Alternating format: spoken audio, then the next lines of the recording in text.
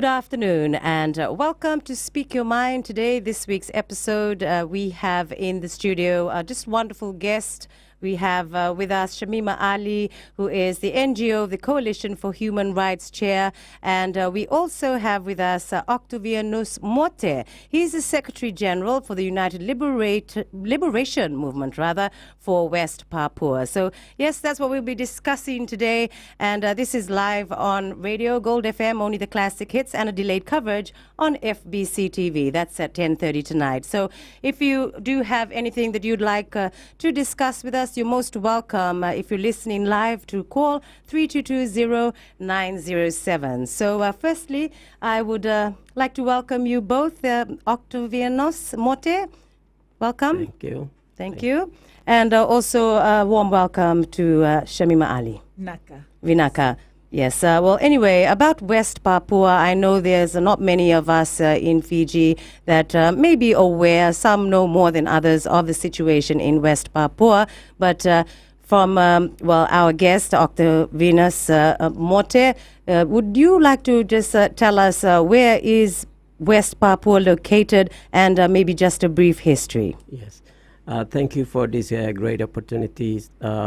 So West Papua is really western side part of the Papua New Guinea, and this part was the Dutch and the British divided in 80s, and it was transferred to Indonesia's colonization in 1961 because 1945 Indonesia claimed that the whole territory is part of that was colonial part of or Dutch was part of Indonesia, although West Papuans never be part of any independence movement with Indonesia, but that was transferred through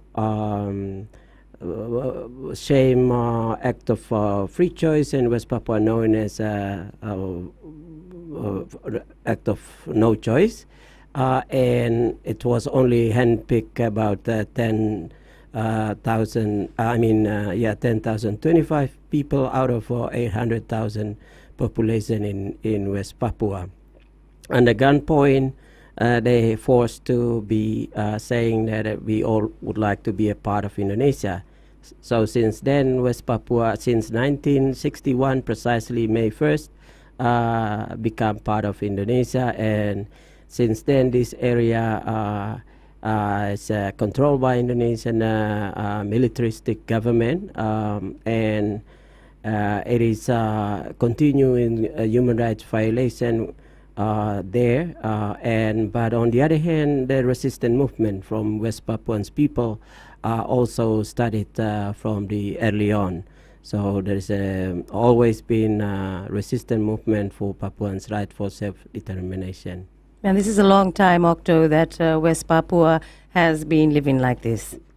Very long time. It is 53 years that Papuans really under military regime of Indonesia.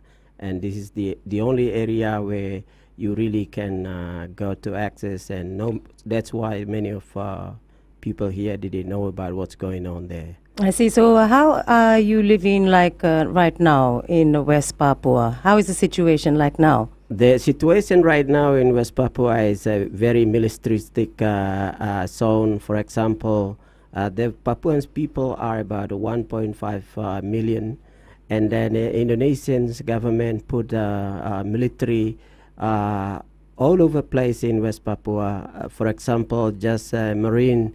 Indonesian current government is allowed to put 15,000 marine itself compared to police about 14,000 member.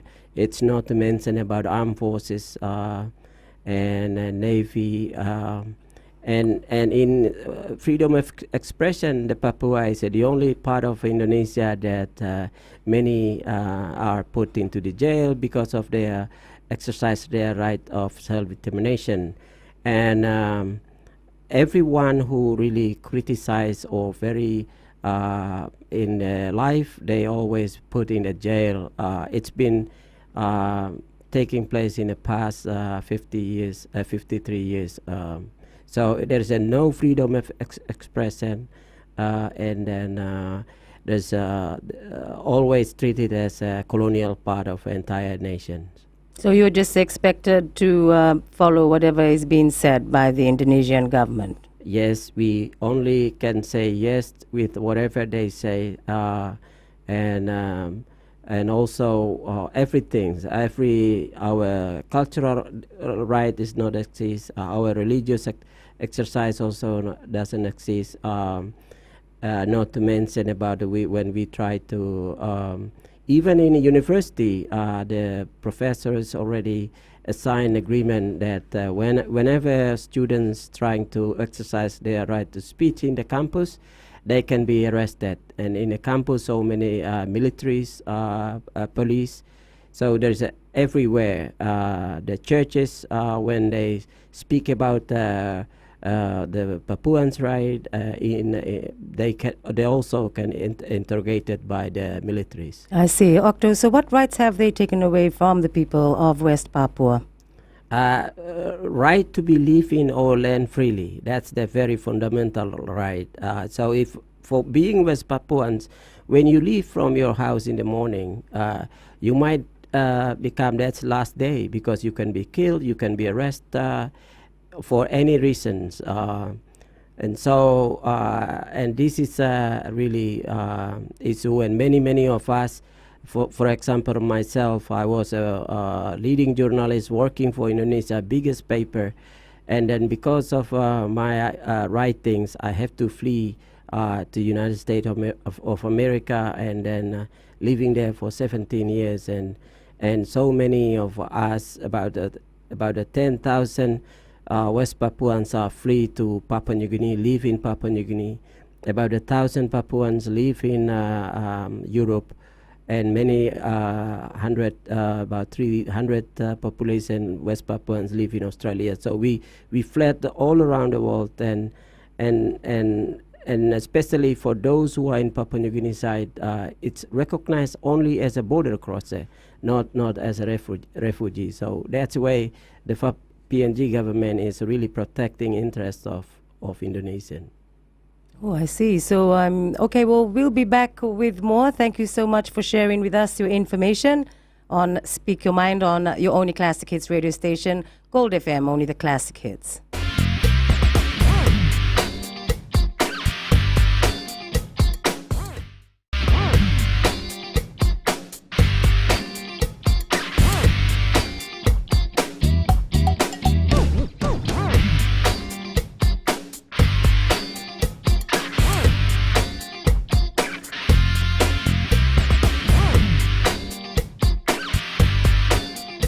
Welcome back to Speak Your Mind on Gold FM, only the classic hits. And I'm Louise, your host for today. And we have as our guest in the studio, as we've been talking to earlier on, Octo Mote, who's the Secretary General of the United Liberation Movement for West Papua. And you have shared a lot of experience on your side, you know, saying that you were a journalist and you had to flee for your life. That's because of what has been happening to your people. That's right. Yes, so I believe that Papua New Guinea, I mean, a lot of you had also taken off to Papua New Guinea at one stage in the struggle? That's right. There are about 10,000 Papuans right now living in Papua New Guinea. And there's a movement of population really happening also because the government policy to take over our land. And the population now in West Papua, we Melanesian only 48%, already minority in our land. And then in the same times, the Indonesian government to mobilize the people through transmigration policy. It's been started way back in first generation of transmigrants was brought in 1961, precisely when the Indonesia occupied West Papua. And this influx of the population through transmigration is rapidly growing. For example, in this year, the Minister of the Transmigration announced that in his administration, which is 5 years from now, he will be brought in 4 million. So only through this government, the program is 4 million population, and then it is not include the government's policy that they're speeding up extended new regencies, one province in 1999, and now 2 province, and will be 4 province, and that brought from 9 regencies in 1999. When these 4 provinces fully activated, will be 72 province, and Indonesian will bring in the public servant militaries to work on those public offices that are open in line with these policies. So through transmigration, as well as extending, and the government always said we are doing this in order to develop these Melanesians who are seen to be undeveloped and in a culture really is they treated us as a subhuman being, because we ate cassava, taro, and in the culture itself, in the Asian culture, you have to, as a human being, supposed to eat rice, and so many discrimination in a culture that we are experiences, and so it is we even cannot say our name Papua. We have to say Irian Jaya, which is the term is follow Indonesia anti-Netherlands, ikut Republik Indonesia anti-Netherlands. So they give us that name instead of we West Papua. West Papua. Irian Jaya.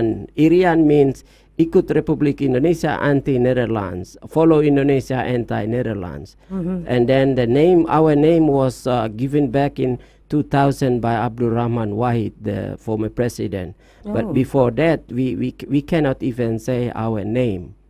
So that's how the discrimination that we are facing it now by Indonesian government, and you can experience in our life in when I was as a student at the university in Java, people treated you. Every kids will come out and seeing you like coming from a different planet. And so discrimination, for instance, our soccer player, because we happen to be the best player in Indonesia, and when they play, they will say monkeys. And so this is a racial discrimination issue, and they took our land, and it is in line with the when Indonesia occupied West Papua in 1968, for instance. There is a well-known general name by the name of Ali Murtopo. He make a speech in the public. He said, "From now on, this land is ours. So if you want a piece of land, you go to United Nations and ask them. They might find you a place, empty island in South Pacific. Or if you can get there, you go to United States of America, because they just landed in the moon, and they might find you a place in the moon. So the intention of taking our land and killing us, it's really started all the way beginning of the occupation." This is very sad indeed, but I know that your land has a lot of rich resources, and everything like rich soil, and you can make a lot of money from where West Papua is located. True. Yes. Okay. So Shamima Ali, would you like to add in something? Is this adding on to this very, very tragic story, a tragic situation in West Papua, which is our neighbor, our Melanesian brothers and sisters. Yes. And then so little is being done around the Pacific, to address the plight. But I just wanted to add on to what Octo said, that let us not forget that about 500,000 people, which is the population of Solomon Islands, and half our population have been killed during this time. So that's 500,000 people. And a special rapporteur some time back on torture had identified West Papua as one in 10 countries that the peoples could become extinct. They just cease to exist. And this whole thing that Octo has been talking about bringing in, populating West Papua with people from Indonesia and so on, is, I consider, a form of ethnic cleansing, where you get rid of the indigenous population, and because of the rich resources you have mentioned, and just absolute colonization, taking over another country, and for those rich, for the wealth of the country, taking it away from the people. So I think all these things we need to take into consideration. So coming back to Fiji, and and why we are, I think, we're involved so much in it now. I think we're very lucky in Fiji that the atmosphere, the environment, does allow us to participate in activism, and we have a very activist population, whether for good reasons or bad reasons. But the human rights activism is quite prominent over the last 20, 30 years, and so that has allowed us to also look beyond Fiji and what is happening amongst our neighbors. For the Crisis Center, for the NGO Coalition, we've always been involved with East Timor, self-determination, and so on.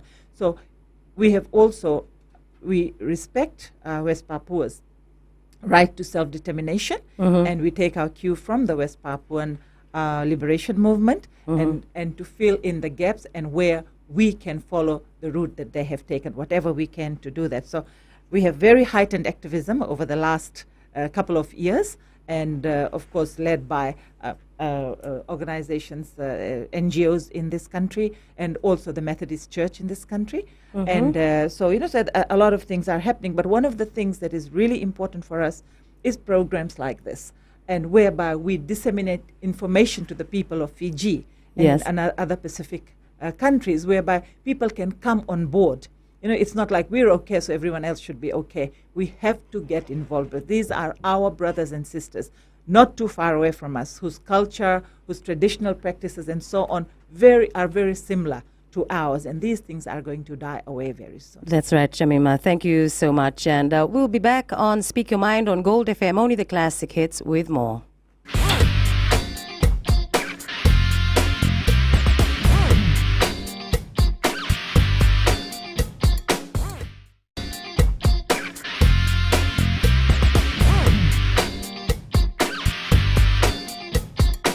A warm welcome back to Speak Your Mind on Gold FM, only the classic hits. I'm Louise, your host today, and we have been discussing a very sad story, I should say, of the experiences and struggles of the people of West Papua. And it brings to mind a saying that I heard many, many years back. I would have probably been a teenager, Octo. There's a saying that as birds are born to fly, so are people born to be free. So, I don't think anyone should live in that sort of condition. But as Shamima Ali was talking to us and telling us of her experiences and how the Pacific should really support our brothers and sisters in West Papua. But Octo, could you tell us why is it that, other parts of the world are so ignorant to what is happening to the people of West Papua?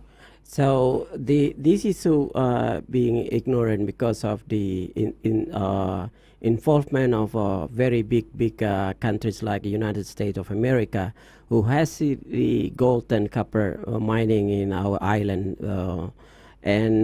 and also the many other big companies owned by the British, Chinese now, German, Russia. All of these big countries have interest, so they be able to really work with the military government of Indonesia, and they lobby with the own government to really to close all these issues. Secondly, because as I said, there is no media access to West Papua, so that is why you don't find any information. And then also the third is because all humanitarian agencies also forbid it to work in West Papua. You won't find any international NGOs in West Papua. And even the church missionaries in the 80s, they all forbid. So you really don't get this information, and because of people didn't know what is happening. And I'm very pleased to share that in the last 2 years, this information is really coming out through the Facebook, through the activities, precisely because we West Papuans also since 2013 we applied to MSG, our membership at MSG. And when the MSG was led by the Fiji government, our application was discussed, and the MSG leader decided three very important things. One, which is the leaders recognize our inalienable right for self-determination. Second is the human rights violation that taking place, and the leaders agree that they will address this in their bilateral relation as well as a group. And then third one is because also the leader consider our application to MSG membership. And I'm here. The decision will be decided in June to be a member of MSG, and we're really hoping that the leaders will support our application, because this is nothing to do with the politics. This is a survival of a nations that are about to extinct, and we believe that we respect to the leaders of the Melanesians who are very faithful and very respected leaders will support our application, so that this issue we can sit there with Indonesian equally to seek a way out. So this is not supporting independence movement, but by accepting us, we will sitting there equally with Indonesia to stop these 53 years of human tragedy that taking places now. Oh, that is very nice, Octo, and I wish you all the best of luck for that. And like you said, at least there's something, turning out to actually look positive after all these years. Yes? Yes, definitely. And that's where we come in also, using quiet diplomacy and so on, like how can we encourage the Pacific Island nations to encourage this, to support West Papua in its liberation movement and in its journey to seek self-determination for itself, and particularly Melanesians, also the Melanesian countries, some are on board, some are not, but how do we encourage that kind of involvement of them, and particularly for the MSG, the membership and so on. So in Fiji, one of the things that we are hoping to do is work quietly not only with Fiji, but with other Pacific Island countries, and particularly the Melanesian countries, to encourage this. So basically just support from your Pacific Island nations, and is that how you look at being able to solve this long-going problem for you, Octo? That's precisely true. And so for us, we are back home, really, because in 50s, when South Pacific Forum, for example, was formed, West Papua is a part of the formation of that forum. And then West Papua also part when the Pacific Council of Churches was formed. So only in the 60s, once the Indonesian when take over, they cut that relation. They try to put us as Asian. Instead of our Melanesians culture and be part of this family. So this struggle is a struggle to back in home, So really, that's why we really need support that we already see in a grassroots support. It is not become only a Melanesian issue, but Polynesian issue, Micronesian issue, and someone who live in the United States of America for past 17 years, I really can seeing it. When the wave of the support coming out of here, the wave is ruling all entire part of the world now. Last week there was a huge concert in Los Angeles about West Papua, where many well-known musicians. So, but unfortunately, the U.S. government forbid one of our leaders, his name is Benny Wenda. His visa was provoked, although he has a 5 years business visa.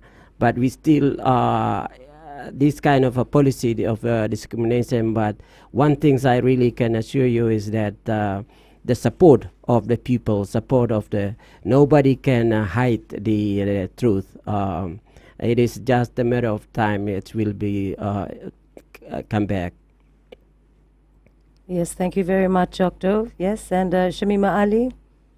Yes, no, I was just going to say about the role that we can play as civil society groups and faith-based organizations and chiefs, our traditional leaders, the youth groups and so on. In Fiji, there's a strong movement of youth who are actually very active, and they're expressing and supporting West Papua with drama, with art, and with various forms of flesh activism here and there, So, and those things are, as you say, gaining momentum, and that wave is growing, that wave is growing, and it's really good that it's emanating out of here.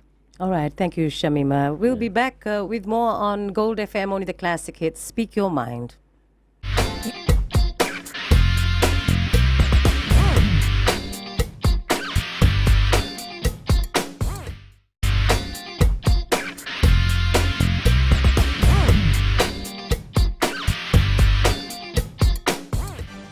We're back on Gold FM, only the classic hits, your only classic hits radio station. And I'm your host, Louise, for tonight. And we have been discussing about, the West Papuan people, their experiences and their struggles. And we have another guest who's joined us now, and it's Ricardo Morris. A warm welcome to you. Thank you, Louise. Yes, and you are the Fijian Media Association president. So, you would maybe like to tell us how are you involved in this?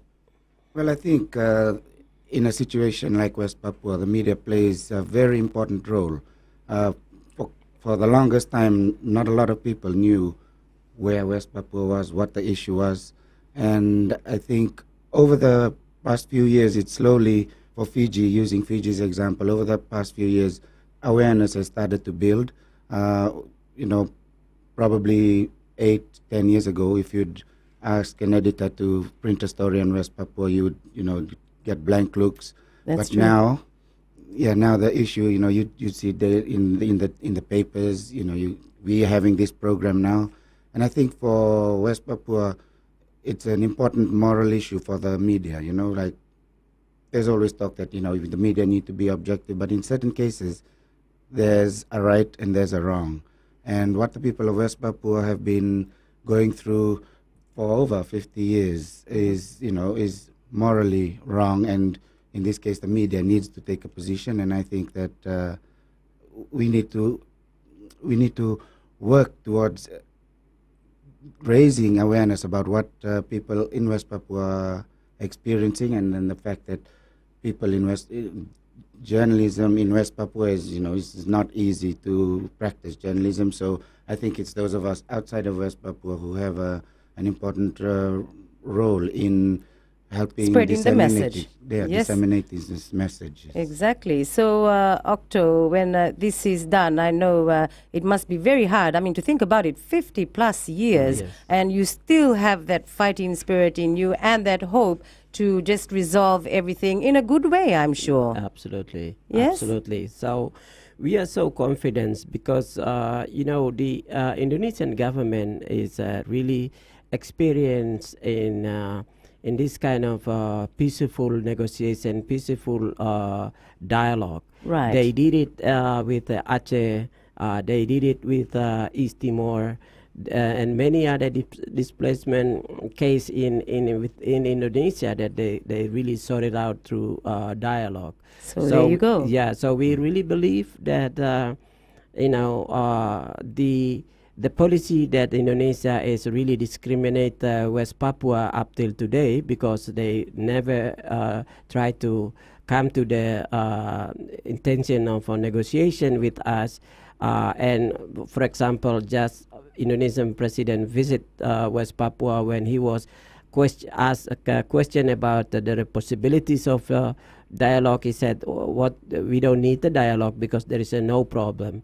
I think that's the kind of things can be brought into the MSG with our leadership of the MSG, and when they facilitate, both sides can be sit equally, because up till today we don't have any that kind of forum.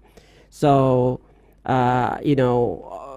learning from the example of Indonesia itself, doing own dialogue process in some other conflict zone, but also they are very experienced in the mediating the conflict. For example, in Moro case in Philippines, Indonesia is a mediator of the conflict. So I'm very positive that once we are sitting in MSG equally with Indonesia there, under leadership of Melanesian leaders at MSG, we will be able to sort it out this human tragedy, because this is not only bad for West Papua, but bad also for Indonesian political performance in international fora. That's exactly right. And yes, Ricardo Morris, so as Fijian media, how are you playing your part so far?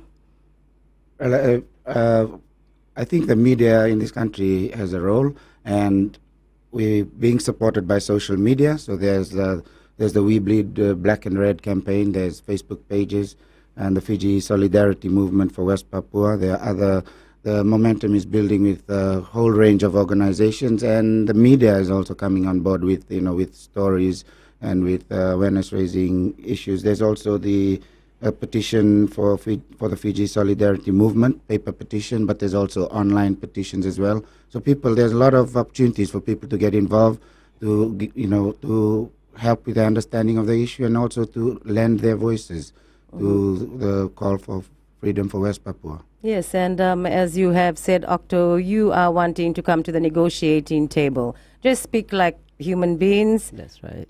We are all the same. No one is different, right? True. Yes, Very so true. if you could, come about, I love the way how you've explained that you would humbly request this for the West Papuan people, and just hopefully that the Indonesian president, who knows, might just grant what you want. And I'm very open in that opportunity, because as I said, that this is important as a performance for Indonesian government themselves.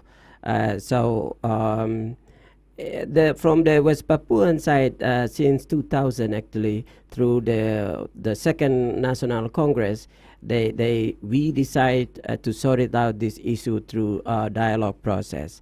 And since then, the calling for Indonesian government to willing to open for internationally mediated dialogue has been main political advocacy, main political agenda that we have. And so one of which is we try to put ourselves as a member at the MSG, so that this forum can be internationally mediated term that we are hoping can be played a role there as a forum where we really can both sides sit together. So I see this would obviously be a very great hope for you. That's right. And I love to see how you explain very humbly about all that has happened, the suffering and everything. But I'm sure you are willing to forgive if you could just get back what you want as your right. That's absolutely true. We know that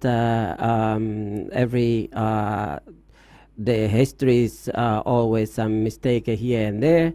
The possibilities can be sorted out. The point here is really sit equally and sort it out between us and Indonesian government.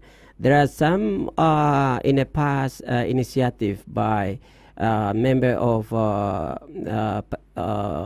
South Pacific Forum try to broker the mediation between us. but it is rejected at least by a couple of countries like New Zealand, as well as PNG try approach one times. So we are really hoping that once we are become a member, and really the government of Indonesia will come to negotiate on a dialogue with us. Well, thank you very much, Octo. And we also wish you the very best of this and hope that this comes to fruit. But for Gold FM, only the classic hits on Speak Your Mind. We'll be back.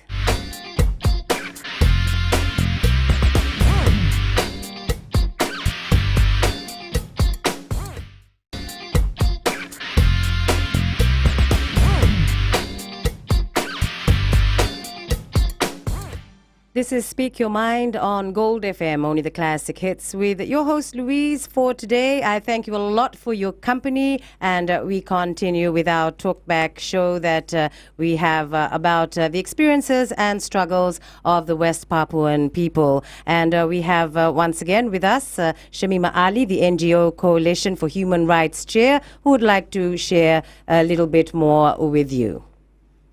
This is often happens when we have these struggles, when there is a conflict and so on. Everyone suffers, but often the most vulnerable become women and girls and children. And I think West Papua, I believe, is not an exception. Is no exception. So I would like to talk a little bit about the indigenous women and how they are discriminated against, how they are not given equal opportunities in economic development. You know, there's that differentiation, so they're not able to prosper and to be able to participate fully and on an equal platform. But also, we need to look at what they are going through and how this is impacting on girls' education and so on, from in a very traditional society, and compounded with what is going on in there in terms of the militarization and so on. So there is enough already. There is a report on West Papuan women's experiences, and these are the experiences of rape, torture and abuse at the hands of the Indonesian military and security forces, as well as their own experiences of domestic abuse within the country, and also and how it impacts on women and children. So we also need to look at that. And often, the human rights abuses are that particularly women and girls go through are ignored or are not taken into account. And given the lack of media freedom and how you cannot report freely, these often get swept under the carpet. So, belonging to the grouping that I do belong to, I would really like to bring this out. And when we ask people to come together, I think these are this is another platform, and a very important and vital platform that we need to learn more about and come together on this when we are asking for, for West Papua to be free and so on. Okay, thank you, Shamim. But I know it's just awful. Yes, and I mean, the real experiences that have been happening. But I must say that, like speaking to Octo, he's got a very good forward-looking way of trying to resolve this issue. And it's just pretty good that you do have a chance to do so in the upcoming MSG meeting. Is that right? Yes, so I would like to edit precisely what Samima was said. In my experience as a journalist back then, women always really become the most victim, and in many times they always said that we don't want to give a birth anymore because we don't want to see our children's killed and our husbands killed, and and many example of the women's where they sharing to me as a journalist back then how the hospitals cut off the reproductions and so that they cannot give a birth without asking the permissions, and so many horrible experience that I was right on as a journalist back then. So I think that is why it is really we are looking forward to the government's support of our application to MSG, because Indonesia really would like to pushing themselves to blockade our application in one hand in many ways, as and then they're also using our West Papuans to conflicted our application so that they can use as example of we are dividing ourselves. But I want to make sure that West Papuans are united, and our unification process was facilitated by Pacific Council of Churches in Port Vila last year, and it was financed by Vanuatu government, one member of the MSG, where we are united. We already submitted our application to MSG under the name of United Liberation Movement for West Papua. So I'm really looking forward that we, the United Liberation Movement for West Papua, become a member of MSG, and then as the only organization representing West Papuans' voice, we will be able to come to the negotiation table. And also it is important to mention that 5 of us are elected by our people. We have 7 customary regencies in West Papua.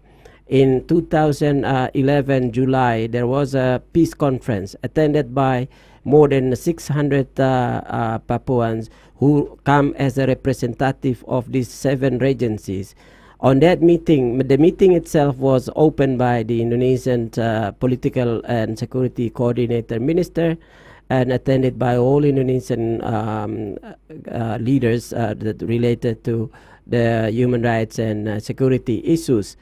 On that meetings, our council of the customary council elect 5 of us as their negotiator teams. And 5 of us happen to be same people who re-elected again when the unification process that taking place in Port Vila. So we are representing our people elected by 7 customary council, and so therefore we would like to make it clear, because some MSG countries saying that this representation is not representing all the people, saying that only governor of West Papua is elected leader. And that is not true, because governor is elected by people in election, not only West Papuans, and also he's representing the Indonesian political party, and then first and most responsibility from government is to own party and then representing Indonesian interests. So the only group that can really representing West Papuans' voice is United Liberation Movement for West Papua at the MSG. Vinaka Octo, just looking at what you're wearing on your jacket, could you explain what that is? Yeah, Shamima really can explain. And yes, Shamima too has got one on. Yes, I was just wondering, I was looking at it. Yeah. Okay, so we are, I was just going to say that we're all wearing this, and people who want to support, they can, and they don't want to come out, they can support it silently by wearing the black and red. This is black in Melanesia is life, represents life, yeah, and red is death, like blood. So it's black and white, bleeding, black and white. So that's what it symbolizes, the death of people of Melanesia, you know, and we want to keep people alive and carry on with this movement. So we wear this on, every day you can wear it, but also on Wednesdays particularly, that's the Free West Papua Day. Yeah. And we also then hang this is the Morning Star, the West Papuan flag, for which you can die if they put it up, if a West Papuan puts it up in his or her own country. Yes. So if you can get these things from our offices, and you can support the movement for West Papua, go on to various social media platforms and so on, you know, Crisis Center, FWRM, Fiji Human Rights Movement, Fiji Solidarity Movement. I think you just plug in West Papua and you'll come across all these various websites, social media platforms, whereby you can get a lot more information, and you can also put down your own, learn about it a lot more, and put down your own opinion and your own,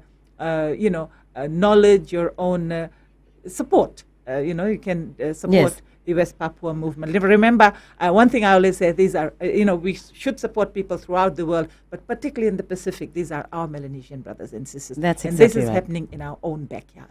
Yes, that's very true. Well, I thank you so much for your time. Unfortunately, we have run out of it, but yes, I do have the hope, as you do, Octo, that one day the West Papuan people will get what they want. For Gold FM on Speak Your Mind, thank you very much.